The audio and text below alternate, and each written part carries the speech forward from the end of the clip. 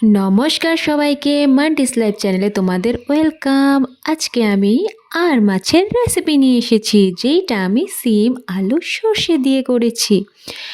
এইখানে 1 কিলো মাছ আছে, যেটার অর্ধেক আমি ঝাল করেছি। সেই রেসিপিটা কাল দিয়েছি, তোমরা যদি না দেখো তাহলে আমার চ্যানেলে গিয়ে দেখে নাও। মাছগুলোকে নুন হলুদ দিয়ে মেখে রেখে দিলাম। এখন মাছের মাথা আর লেজগুলোকে ভালো করে লাল লাল করে ভেজে নিচ্ছি। যখনই আমাদের বাড়িতে মাছ আনা হয়, যদি মাছের মাথা আর লেজ থাকে, তাহলে আমি আগেই মাছের মাথাগুলোকে আর লেজগুলোকে ভেজে নিই। তারপর সেই তেলের মধ্যে মাছের টুকরোগুলোও ভেজে নিই। মাছের মাথা আর লেজগুলো ভাজা হতে থাকুক। চলো আমরা প্রথমে একটা মশলা রেডি করে নিই। তার জন্য প্রথমে একটা মিক্সি বাটিতে 5 চামচের মতো সর্ষে নিয়ে নিলাম। প্রথমে সর্ষেটাকে শুকনোই গুঁড়ো করে নেব, জল দেব না, তাহলে পরে কিন্তু গুঁড়ো হতে চায় না। তার জন্য আমি প্রথমেই খালি সর্ষে গুঁড়ো করে নিই। তার মধ্যে ওর মধ্যে কয়েকটা কাঁচা লঙ্কা, অর্ধেক টুকরো পেঁয়াজ দিয়ে পেস্ট করে নিলাম। এখন দেখো মাছের লেজ আর মাথাগুলো ভাজা হয়ে গেল, আমি নামিয়ে নিচ্ছি। তারপর সেই কড়াইতে আরেকটু তেল দিয়ে মাছের টুকরোগুলো দিয়ে একদম লাল লাল করে ভেজে নেব। মাছ ভাজা হতে হতে আমি সিম আলু আর টমেটোগুলোও কেটে নিয়েছি, আর অল্প পেঁয়াজও কেটে নিয়েছি। দেখো মাছ ভাজা হয়ে গেল, নামিয়ে নিচ্ছি।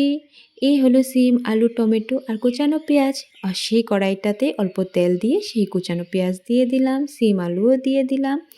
তারপর পরিমাণ মতো নুনও দিয়ে দিলাম, দিয়ে হলুদ গুঁড়োও দিয়ে দিলাম, দিয়ে ভালো করে নেড়ে চেড়ে কিছু সময়ের জন্য ঢেকে দেব।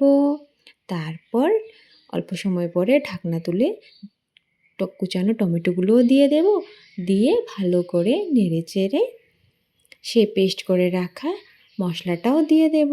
মশলাটা দিয়ে কিছু সময় কষিয়ে যখন মশলাটার থেকে তেল ছেড়ে আসবে, তারপর জল দিয়ে দেব। জলটা দিয়ে ভালো করে সিম আলুর সাথে মিশিয়ে যখন জলটা ফুটে আসবে, তারপর ভেজে রাখা মাছের মাথাগুলো, মাছের টুকরোগুলো সব একে একে দিয়ে দেব। দিয়ে ভালো করে নেড়ে চেড়ে ফুটে আসলে অল্প ধনেপাতা দিয়ে নামিয়ে নিলে রেডি হয়ে যাবে টেস্টি টেস্টি শিম আলু সর্ষে দিয়ে আর মাছের ঝোল। তোমরা কি কখনো সিম আলু দিয়ে এভাবে আর মাছ বানিয়ে খেয়েছো? যদি না খেয়ে থাকো, এইভাবে বানিয়ে খেয়ে দেখো, অনেক টেস্টি লাগবে। আজকের রেসিপিটা তোমাদের কেমন লেগেছে প্লিজ কমেন্টে বলো। আর যদি ভালো লেগে থাকে তাহলে একটা লাইক দিয়ে দিও, আমার ভিডিওগুলো শেয়ার করো। আর তোমরা যদি এইরকম সুন্দর সুন্দর টেস্টি টেস্টি রেসিপিগুলো যদি দেখতে চাও, তাহলে প্লিজ আমার চ্যানেলটাকে সাবস্ক্রাইব করো। ধন্যবাদ সবাইকে পুরো ভিডিওটা দেখার জন্য। আজকে বাই বাই।